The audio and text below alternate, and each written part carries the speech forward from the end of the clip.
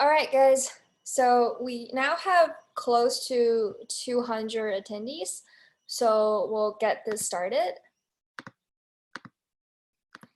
One second. So thank you so much for joining us for today's Decoding China webinar with MacroPolo. My name is Houze, and I'm a research associate at MacroPolo.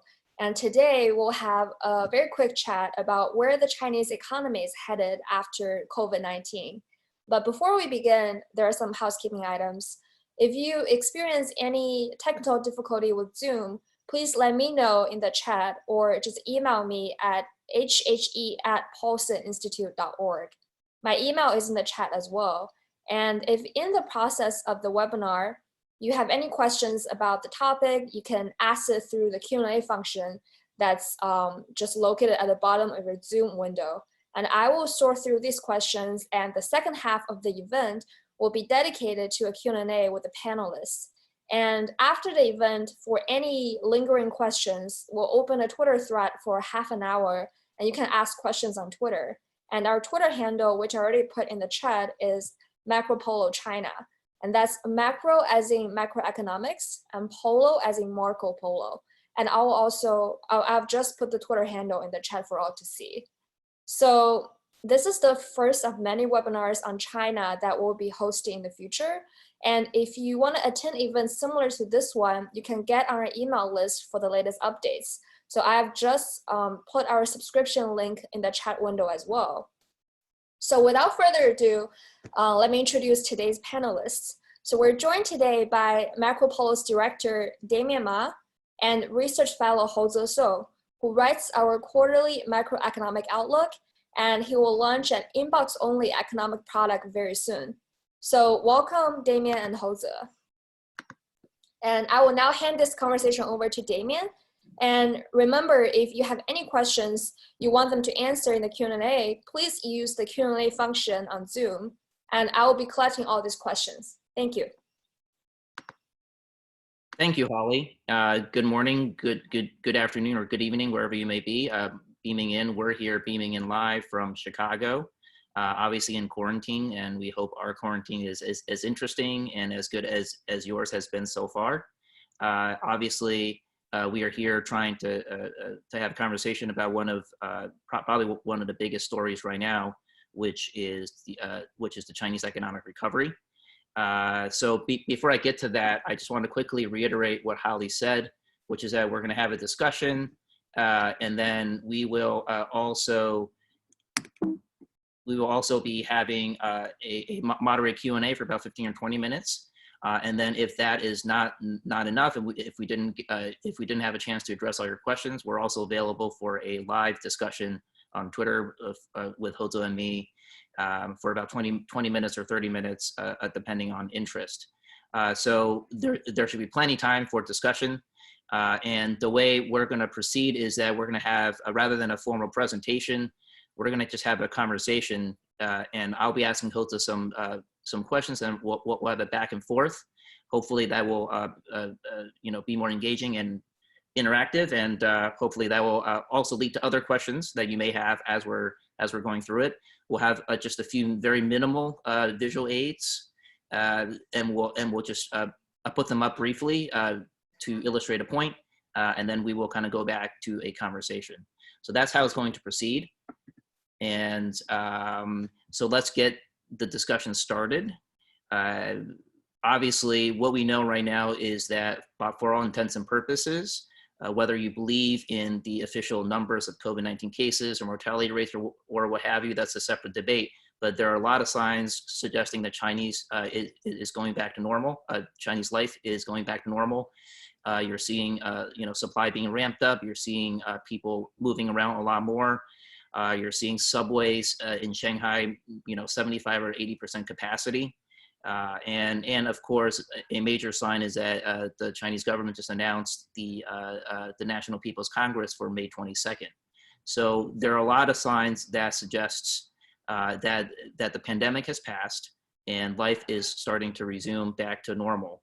But that does not mean the Chinese economy is out of the woods by any means, and that's what we're going to start with: is how to think about the Chinese economy in terms of the immediate term recovery in the coming quarter, second quarter, and into the third, and also thinking a little bit more about some of the medium term adjustments that may be needed coming out of this crisis.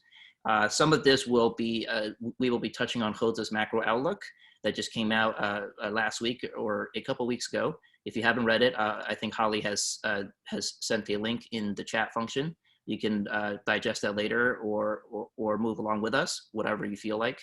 But so let's just begin with kind of the broad question, which is many economists talk about economic recoveries with a specific letter shape. It's usually an L, a V, or a U. V being the most dramatic, swift rebound, and L being flat, and U being kind of a protracted recovery. Now, Houze, if I'm correct, I think what you're saying, what you're seeing is that rather than what was expected, which was a V recovery out of China, it looks a lot more like a U-shaped recovery. Could you kind of run through why you think that that's the case for the second quarter? Yes. Yeah, the reason we believe that the recovery probably will go into the pace of recovery will moderate in the coming weeks and months is because we believe that there's a widespread and actually pretty acute problem that currently Chinese economy is suffering, namely the private sector cash shortage. This problem will drag down growth in the coming months. Because one is affects a large share of the Chinese economy. The private sector basically accounts for more than half of the overall economy. And the second is that this problem is actually right now is in pretty acute stage because the slowdown in the past 2 years have already taken a substantial toll on the private sector finance. So from this chart, which is showing the number of days that it takes for private firm to collect cash. This matter has been basically increasing substantially between 2018 and 19, and since this year it actually has increased to unprecedented levels. So, and this cash shortage problem will in turn have multiple implications. For one, it will affect demand because firms are cash short, they will tend to reduce their inventory level. And more importantly, it will also affect employment and also investment as well. So basically, because of the cash shortage, both the number of jobs and the amount of investment in the economy will continue to suffer for many months in the future. So Houze, it sounds like what you're saying is that the private sector in China is basically, they got hit with a double whammy essentially, right? Mm-hmm. In the 2018-2019 period, they were already facing a lot of problems. Part of that was obviously related to the trade war that was happening at the time. And now they're getting hit again as part of this COVID-19 crisis. So given that you've diagnosed a sort of demand is really the shortage, or demand shortage is really central to the extent of recovery in China. What do you think Beijing's response will be, and where are they going to find that demand? I think demand is certainly a very, very major headwinds to the economy and one of the top priorities for Beijing. But actually, it's really not the biggest challenge. Is really not really the demand as reflected in headline GDP numbers. It's really the implications of lack of demand on the job market. This is because partly because the nature of the shock China is experiencing, the pandemic, which hit the labor-intensive service sectors the most. To put this into context, that China's employment in the retail and wholesale sector is about twice the total employment in construction and manufacturing. So this gives you a sense that the job challenge China is currently facing. because unlike the previous similar episode, for example, the global financial crisis, which mostly first hit the export sector, the current shock primarily hit the service sector, which has a much higher labor intensity, which means that the similar size shocks translate to a much bigger amount of job loss. So I think that in the coming months, Beijing sure will, on the one hand, try to introduce some stimulus to support demand. But more importantly, I think Beijing's #1 priority is really a job. So in the balance between kind of bolstering growth and jobs, they're going to try to protect jobs. So I'm guessing they'll probably try to expand the social safety net a little bit and perhaps protect the most vulnerable migrant workers. But going back to the growth question, because that's obviously a concern. You've written for quite some time now that Beijing is just not in the mood to stimulate, or at least not to the extent that it used to. And similarly here, that we're not really seeing or expecting a major stimulus to come out of China. They will certainly stimulate a little bit, or as you call it, just enough stimulus. So could you kind of run through why, during this crisis and even before that, Beijing has become more prudent or more reluctant to kind of pull the trigger on stimulus? Yes, I think the reason is largely twofold. The first is really, just as I explained, that the current challenge is primarily reflecting job loss rather than headline GDP numbers. So I think right now, if Beijing wants to, it's relatively easy for them to pop up the headline GDP numbers, say through like public investment.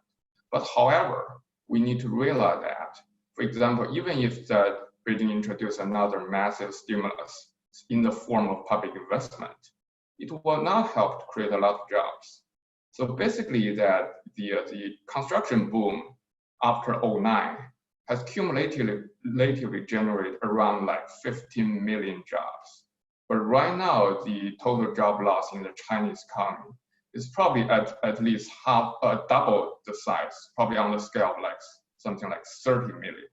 So even if Beijing can introduce another like 2009 scale stimulus, it will be inefficient to offset the job loss problem that currently encounter. And second is really that also Beijing's capabilities to stimulate is also much more reduced compared to 08-09. In 08-09, both China's financial and fiscal situation was much more healthier than current. The result that back in 08-09, that Beijing could really afford to introduce a really large stimulus. But the situation now that dictates both the elevated level of public debt and the vulnerabilities in the financial sector means that the Beijing's ability to introduce another large stimulus is also limited. So basically, in summarize, both that the stimulus will not be very effective this time to address the #1 problem, namely employment. And second, Beijing's ability to introduce a larger stimulus is also more limited compared to previously. Huh. Interesting. So both intent and capability, they're more than they were back about a decade ago. So let's look ahead just briefly. I mentioned earlier that the National People's Congress Day has been set for May 22nd. So in about 3 weeks, we'll have about 2,000 or 3,000 politicians descending from various parts of the country to meet in Beijing. It's obviously a time where the premier gives what I would call the State of the Union address, so to speak, and talks about what's happening in the economy. Obviously, the COVID-19 issue will figure prominently at the NPC. What do you expect any kind of policy signals or other things that may come out of that session? Sure, yeah, because as I said, that Beijing's ability to stimulate right now is limited.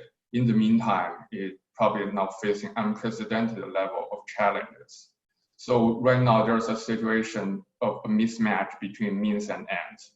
So under such a situation, so Beijing has to prioritize.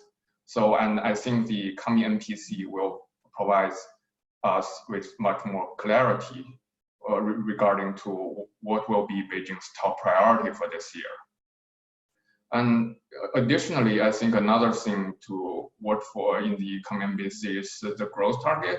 There right now has been some debate as whether Beijing will still introduce another growth target this year. So my sense is that probably more likely than not that they will still introduce a growth target. So on that point, I just want to quickly interrupt and say we'll have a poll at the end that centers on the idea of the growth target. So look for that from Holly. We would like all of you to weigh in, but we're going to save that to the very end. But just putting that out there right now. Okay, so possibly still growth target and maybe the fiscal deficit, right? They will probably raise the fiscal deficit. What did you say? What's your anticipation of the fiscal deficit? I think because of both the revenue loss and the loss in the land sale revenues, I think Beijing probably needs around extra 3% to the point of GDP deficit to just balance the budget. And which means that if they want to a little bit more room to stimulate, they will really looking at like an actual 4 percentage point or 5 percentage point GDP of deficit. So my baseline scenario is that probably on budget deficit, probably this year will increase by something around 4 percentage point of GDP. So let's switch gears for a little bit for the last few minutes. Let's step back a little bit and think a little bit more. Let's first look backwards a little bit and then look forward. Backwards, what I mean is, obviously you mentioned the global financial crisis, but when it comes to jobs and so on, there was another crisis 20 years ago, the Asian financial crisis, where that led to some structural adjustments in the Chinese economy, right? And so I wanted to just kind of see what you think in terms of how do you think Beijing is really thinking about this crisis? Are they looking at these kind of historical examples, both the global financial crisis and the Asian financial crisis? You talk a lot about jobs, private sector, but back 20 years ago in the Asian financial crisis, a lot of the job losses were coming from the state sector. So what do you think is, how do you think Beijing's thinking broadly about this? Are they kind of just looking at a lot of historical examples?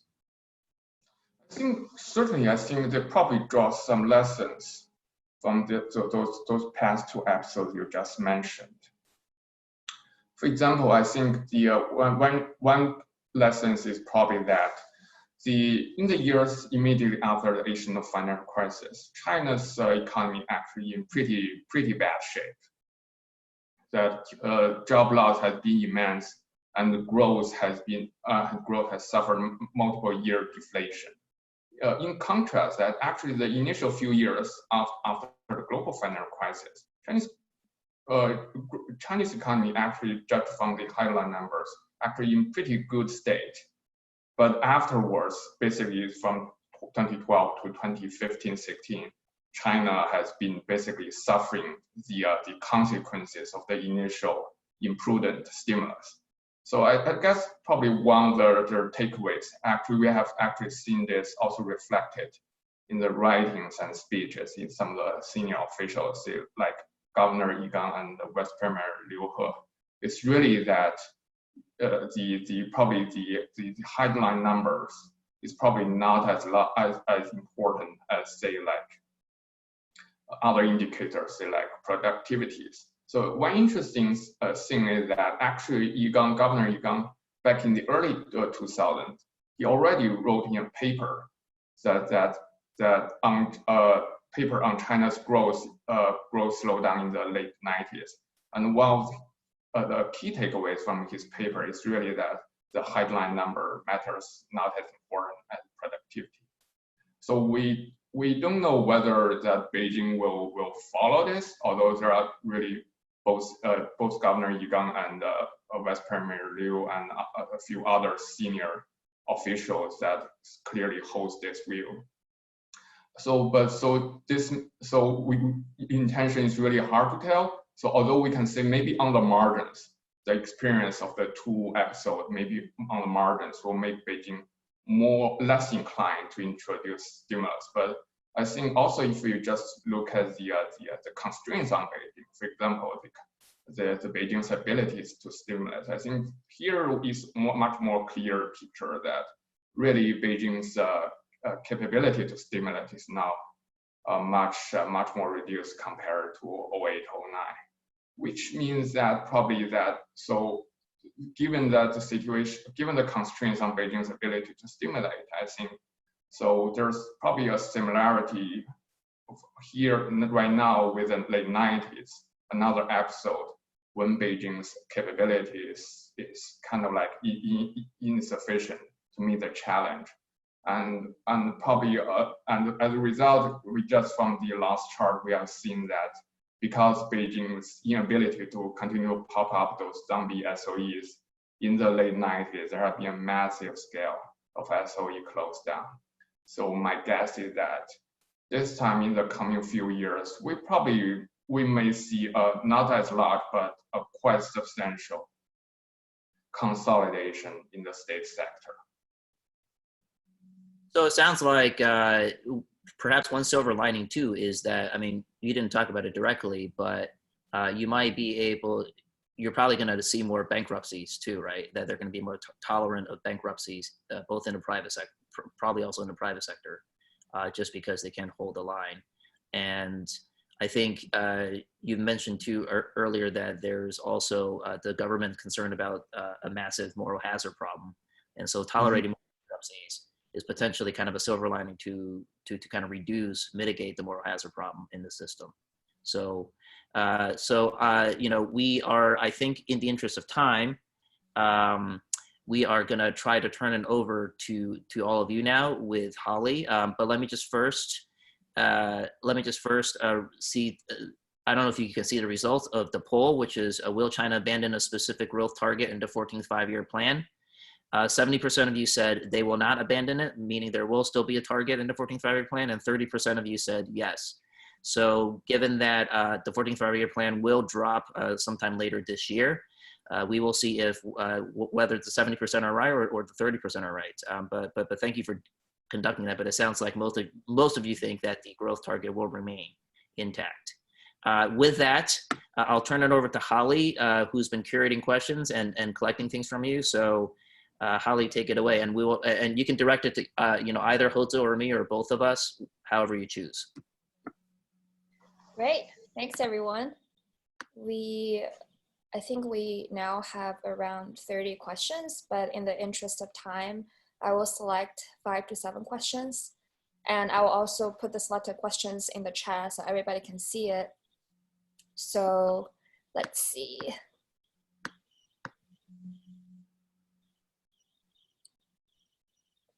Okay, the first question we have is, given the assessment that the Chinese government might not have the policy space to support the private sector to the extent needed to bolster growth, do you see opportunities for private credit or private equity firms to help supply liquidity? And I'll copy and paste this to the chat as well. Why don't you take that? Why don't you take a first crack at that? Sure. I think the big picture in the coming few years that is really that the state sector, in terms of their liquidity and cash position, the state sector will unquestionably be the strongest.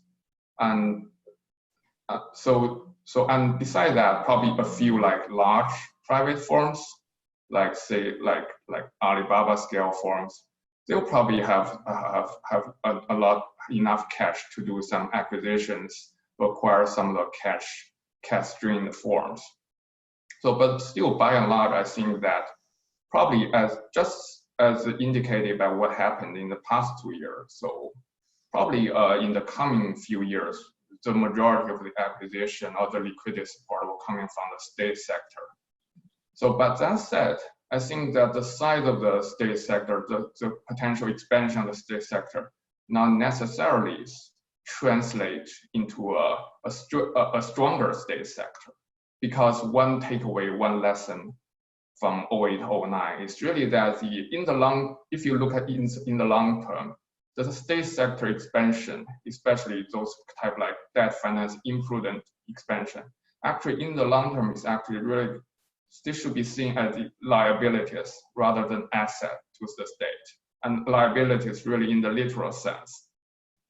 So I think that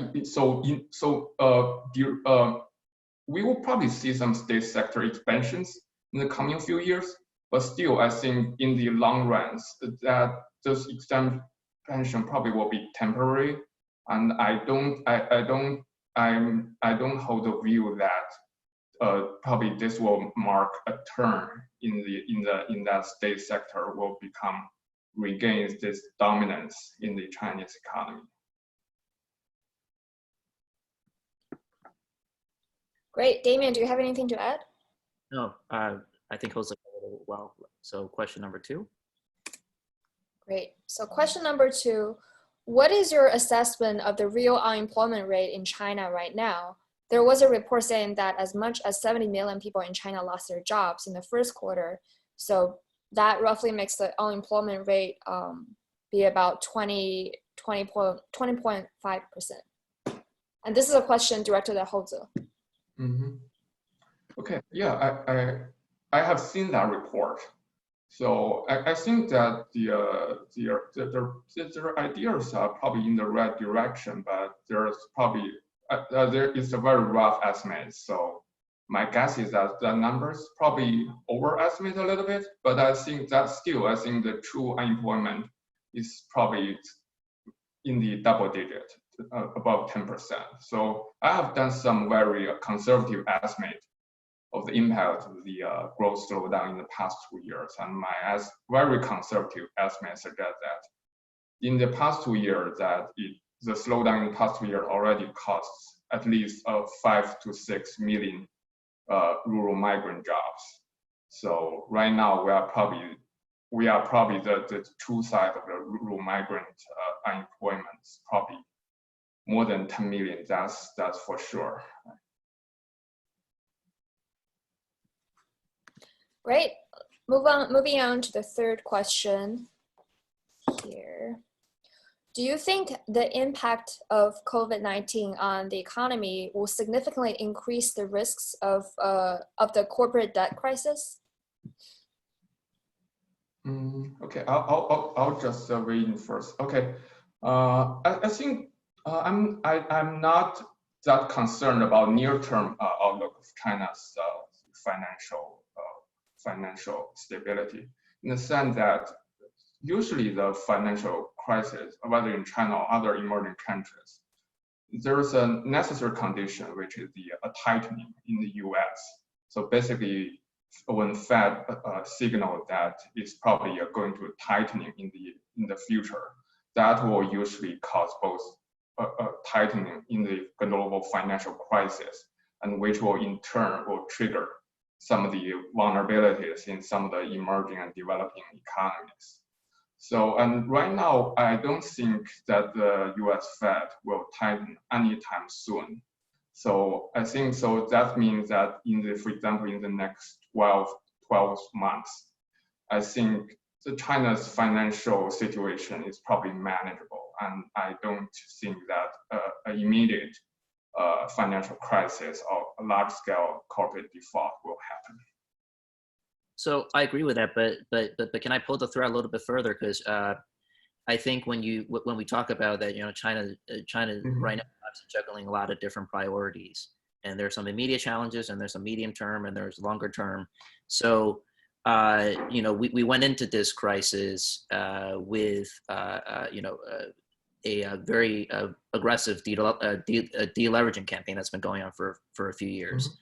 And kind of the trade-offs in thinking that, I mean, is the deleveraging agenda going to take a slightly more of a backseat right now, or do you think they're going to kind of once they get out of this, they're going to come back and maintain kind of that deleveraging emphasis?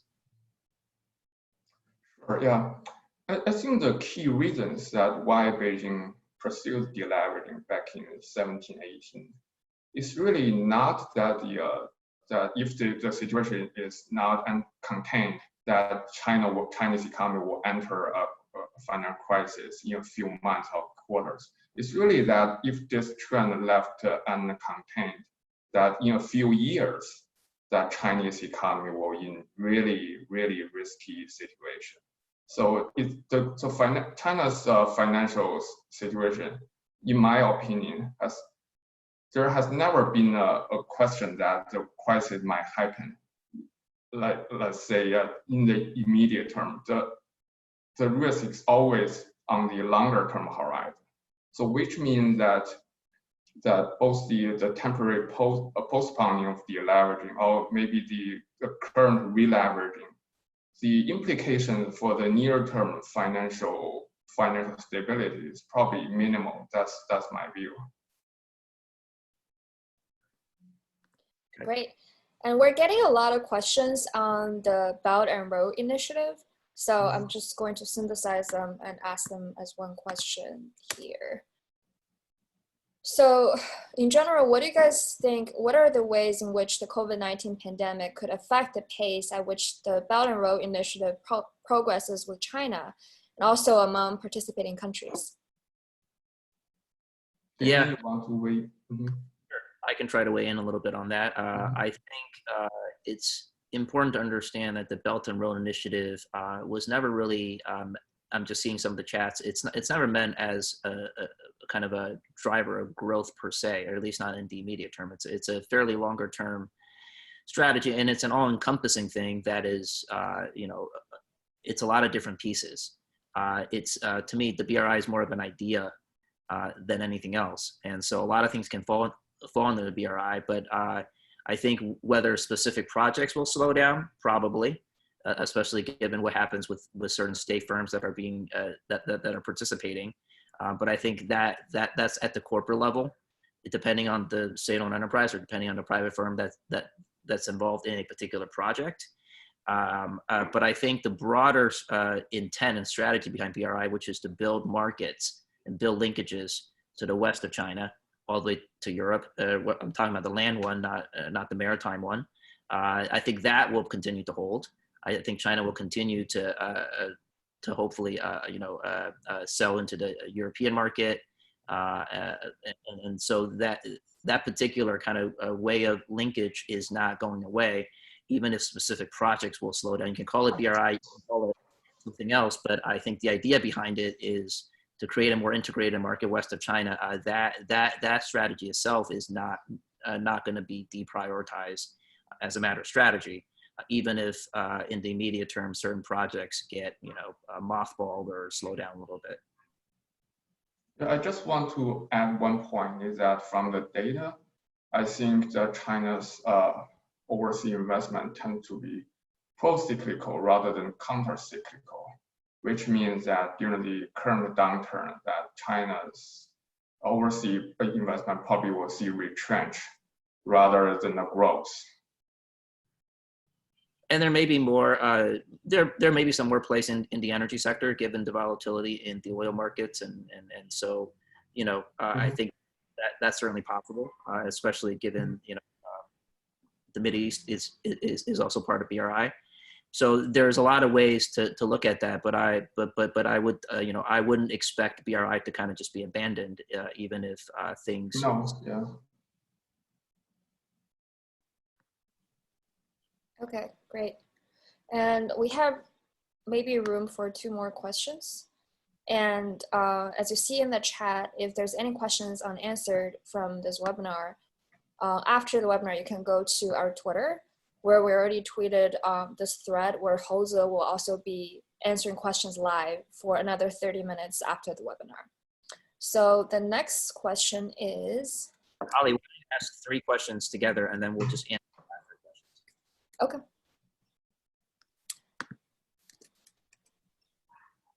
So this question is, how is supply side structural reform going to change as a result of the response to COVID-19? Will this accelerate reforms or slow it down? And then on the demand side, what scope is there for transfer of assets to households from the government?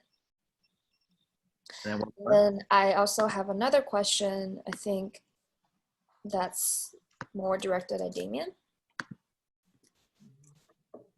What will happen with China's environmental goals after COVID-19. Okay, Jose, why don't you start and I can weigh in and last one. You said 3 questions. I just heard 2 questions. First one is supply side structural reform. Uh-huh. Second one is on demand. What is the scope? Is there scope for transfer of assets to households? Okay. Okay, sure. I'll address the first 2, and I'll let Damien to address the environmental question. So I think first on the supply side reform, the so-called supply side reform is really not just it's probably, I think, especially in terms of the consequences, is the consequence probably more in terms of like popping up industrial prices, and also to solve some of the excessive capacity issues, rather than I don't think it actually in an active way that helped to turn around some of the surviving forms. Its main contribution is really just to close down some of the least efficient forms. And I just said, my guess is that this time, because the Beijing's the constraints on Beijing's financial and fiscal resources, Beijing probably has to engage another round of large-scale close down of inefficient state forms. My guess is that primarily the target will be like local level zombie SOEs, and also some of the weaker local government financial vehicles. So yeah, so in summary, the basic supply side reform is primarily contribution is really just about the close down of the inefficient forms. I don't think it has done much to turn around the surviving SOEs. And second, transfer of wealth from the government to the household. I think Beijing certainly has engaged in some modest scale transfer program. For example, last year there had been a cut in income tax, and this year Beijing is also to signal some like minor matters. But by and large, because I think for one, the key challenges now is really that it's not that the household, they don't have enough income to consume. It really, they don't have the enough confidence. It's really confidence rather than income that constrains household consumption. And this is probably going to last for a while. For example, I think just for example, draw on the US experience, that US, even small items like clothes and shoes, the consumption of clothes and shoes did not recover to the pre-global financial crisis level until almost 3 years later, which give you a sense of the recovery of household consumption, how long it will take. My guess is that probably in China, that we'll probably also seeing a similar pattern, that eventually that consumer confidence will take quarters or probably years to recover. So, and in the meantime, the key challenge that is really not consumer income rather than confidence. So my guess is that, but given this assessment, Beijing will devote more resources to matters that probably either indirectly or directly help consumer confidence, say helping to create or sustain jobs, which kind of like indirectly help consumer confidence to recover. So just a quick follow-up on that. I think we were discussing that, one of the ideas that's being floated in America is the UBI, the Universal Basic Income. Has been controversial in some quarters, and some people like it, some people don't. And obviously, we had a former presidential candidate that was talking about that quite a bit. Would something like that apply to China, or does China already have something like that in terms of kind of both bolstering kind of immediate income, but also raising a little bit of consumer confidence? Yes, I think we're already seeing signs. For example, Beijing is now expanding the social safety net to cover the migrant and the rural populations. And given the low level of benefits, usually less than $200 per month, actually will not cost Beijing a lot of money. That said, actually it's not only helps those disadvantaged migrant workers to cope with the temporary difficulty, actually also in terms of consumption stimulus, it can very effective in the sense that those in general, lower income population tend to have much higher propensity to consume. Basically, that because they are kind of like hand-to-mouth consumers. So if the government say provides like say $200 to them, the majority of the $200 probably will consume immediately rather than being saved. So yeah, it's kind of like one stone killing two birds. Both help the migrant workers, also kind of like stimulus consumption. And on the last question is on China's environmental goals coming out of the COVID-19 pandemic. I assume it means both kind of the environmental side and climate goals. So I don't want to give too much away right now because we'll probably actually have a webinar series in the future that talks more about the environmental and the energy implications that's coming out of this crisis. So I will only say here that I think in the immediate term, as we've discussed throughout this whole webinar, the priority is focused on recovery. So there's going to probably be heightened energy consumption and things like that. That might look like China is regressing or whatnot, but I don't think in the medium long term China is really going to abandon its commitments on the environment or climate. I don't see many signs that they're ready to do that. Or that they will do that. Obviously, we'll get a lot more clarity on the 14th five-year plan, which again is coming up later this year. And I think if Beijing were smart, they would also look to kind of the new energy efficient environmental industries as a growth driver as part of the recovery. And I would anticipate some of that to be built into the 14th five-year plan. In fact, that was already the case going even before the crisis. So I don't see too many signs that they're going to change course after this crisis. Great. Thank you so much. And we are ending right on time. But before you leave, I want to direct your attention to the chat window. As you can see, after the webinar, Houze will still be on Twitter for around 30 minutes answering any lingering questions that you might have. And I already posted the link to the tweet in the chat. And if you're interested in future events, or if you want to sign up for Houze's upcoming economic analysis delivered to your email, please sign up for our email list. The link I already posted in the chat as well. And then last but not least, you can also check out Houze's macroeconomic outlook for the second quarter, which we already published on our website, and the link is in the chat as well. So thank you everyone for tuning in, and we hope to see you at the future events very soon. Thank you. Thanks. Bye-bye.